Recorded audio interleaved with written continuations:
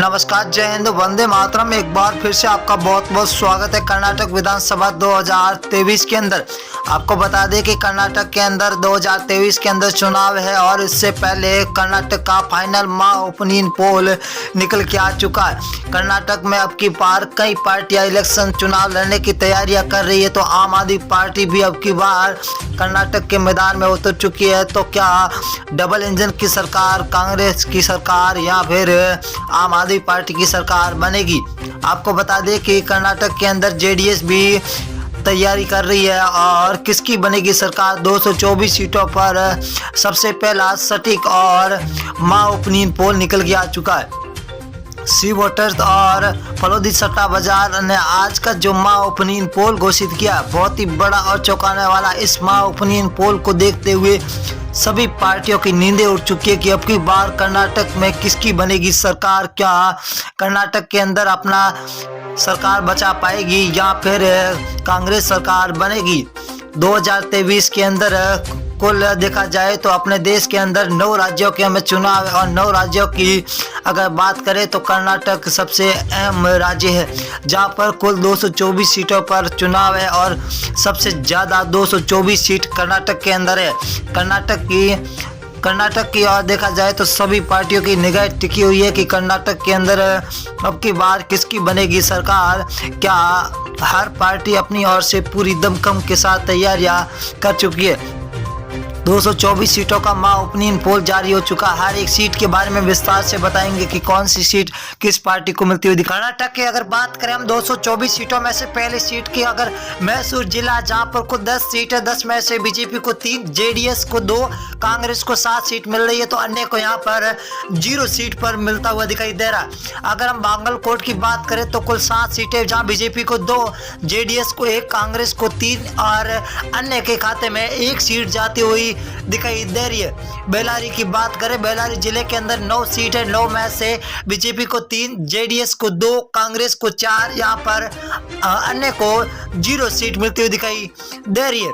अगर हम धारवाड़ की बात करें तो कुल 7 सीट है, 7 में से बीजेपी को 3, जेडीएस को 1, कांग्रेस को 2 सीट, यहाँ पर अन्य का खाता खोलता हुआ दिखाई दे रहा, अन्य को 1 सीट मिलती हुई दिखाई दे रही है।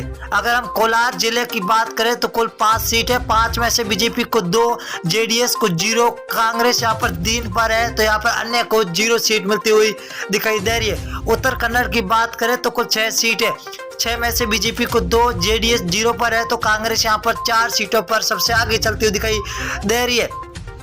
अगर हम बात करें कर्नाटक के 224 में से चित्रकूट है, जहां पर कुल 6 सीटें, बीजेपी को 2, जेडीएस को 1, कांग्रेस को यहाँ पर 3 सीटें मिलती हुई दिखाई दे रही है। यहाँ पर जेडीएस का खाता खुलता हुआ दिखाई दे रहा है। तो अगला जिला है हसन के अंदर कुल 7 सीटें, 7 में से बीजेपी को 3, जेडीएस को 1, तो कांग्रेस यहाँ पर 3 सीटों पर है, तो अन्य को खाते में 0 सीट जाती हुई दिखाई दे रही है।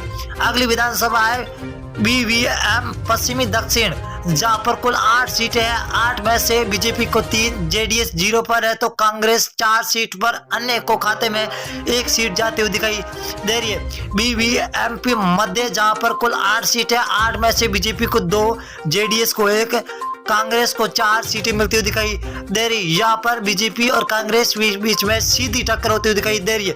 अगर हम रायपुर की बात करें तो कुल 7 सीटें, 7 में से बीजेपी को 1, जेडीएस को 1, यहाँ पर कांग्रेस को 5 सीटें मिलती हुई दिखाई दे रही है। कांग्रेस का पलड़ा भारी होता हुआ दिखाई दे रहा है। अगली जिले की बात करें बंगलोर हर्बन है, कुल 7 सीटें, 7 में से बीजेपी को 2, जेडीएस को 1, तो कांग्रेस के खाते में 4 सीटें जाती हुई दिखाई दे रही है, तो अन्य के खाते में 0।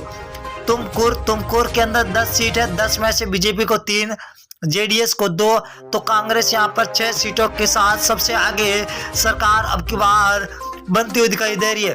दामनगेरे की बात करें तो दामनगेरे के अंदर है कुल 8 सीटें, 8 में से बीजेपी को 2, जेडीएस को 2 और कांग्रेस के खाते में 4 सीटें जाती हुई दिखाई दे रही है। अगर बेलगाम की बात करें तो 18 सीटें, ये बहुत ही बड़ी विधानसभा है, कुल 6 सीटें, 6 में 18 है, 18 बीजेपी को 6, जेडीएस को 2 और कांग्रेस को 9 सीट मिल रही है, तो अन्य के खाते में 0 जाती हुई दिखाई दे रही है। बीवीएमपी उत्तर इसकी बात करें तो 8 सीटें हैं। कुल 8 में से बीजेपी को 1, जेडीएस को 1, कांग्रेस के खाते में 4 तो अन्य के खाते में 2 सीटें जाती हुई दिखाई दे रही है। शिमोगा की बात करें तो कुल 7 सीटें, 7 में से बीजेपी को 2, जेडीएस 0 पर है।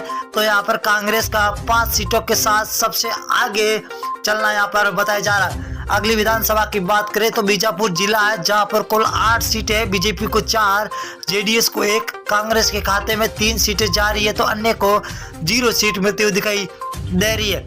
अगले जिले की बात करें तो मंडुया है, मंडुया के अंदर है 7 सीटें, 7 में से बीजेपी को 1, जेडीएस को 1, बीच कांग्रेस के खाते में 5 सीटें जाती हुई दिखाई दे रही है। तो कर्नाटक के अंदर है बीजेपी और कांग्रेस के बीच में सीधी टक्कर। हावेरी की बात करें तो हावेरी जिले के अंदर कुल 6 सीटें, 6 में से बीजेपी को 1, जेडीएस को 1 तो कांग्रेस के खाते में 4 सीट जाती हुई दिखाई दे रही है। बिंदरी की बात करें तो बिंदरी के अंदर 6 सीटें, 6 में से बीजेपी को 1, जेडीएस 0 पर है तो कांग्रेस 5 सीटों के साथ सबसे आगे चलती हुई दिखाई दे रही है। गुलबर्गा की बात करें तो गुलबर्गा जिले के अंदर 9 विधानसभा है, जहां बीजेपी को 4, जेडीएस को 2, कांग्रेस को 2 सीटें मिलती हुई दिखाई दे रही है। अगली विधानसभा की और बात करेंगे तो चिकमगलूर है, जहां पर कुल 5 सीटें, 5 में से बीजेपी को 3, जेडीएस को 1 तो कांग्रेस को 1 सीट मिलती हुई दिखाई दे रही है। बहुत ही बड़ा